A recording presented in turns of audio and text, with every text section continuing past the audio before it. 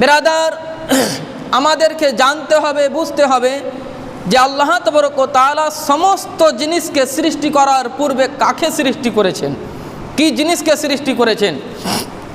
আসুন বেরাদার, হাদিসের মধ্যে রেওয়ায়ত রয়েছেন, ইরশাদ রয়েছেন যে হযরতে জাবির রাদিয়াল্লাহু তাআলা নবী পাক সাল্লাল্লাহু আলাইহি ওয়াসাল্লামের বারগাহে এসে হাজির হলেন, আরজ করলেন, ইয়া রাসূলুল্লাহ, ইয়া হাবিবাল্লাহ, নবী গো, আল্লাহ তাবারক ওয়া তাআলা সমস্ত জিনিসকে সৃষ্টি করার পূর্বে কি জিনিস সৃষ্টি করেছে।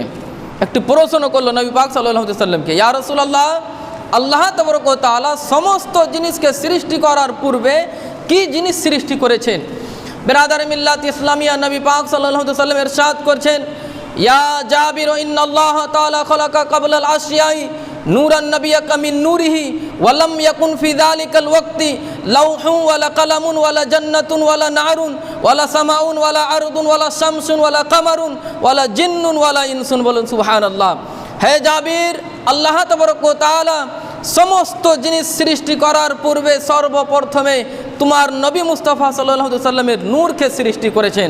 সেই সময় সৃষ্টি করেছেন যেই সময় না কোনো লৌহ ছিল, না কলম, না জান্নাত, না দোজখ, না আসমান, না জমিন, না সূর্য, না চাঁদ, এবং কি না মানুষ, না জিন।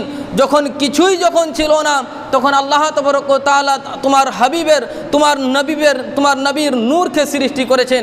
তাই বেরাদার, এক কবি বলছে, হে উन्हीं के दम में कदम से बागे आलम में बहार, है उन्हीं के दम में कदम से बागे आलम में बहार, वो ना थे आलम ना था, अगर वो ना हो आलम ना हो। बोलून सुबहान अल्लाह।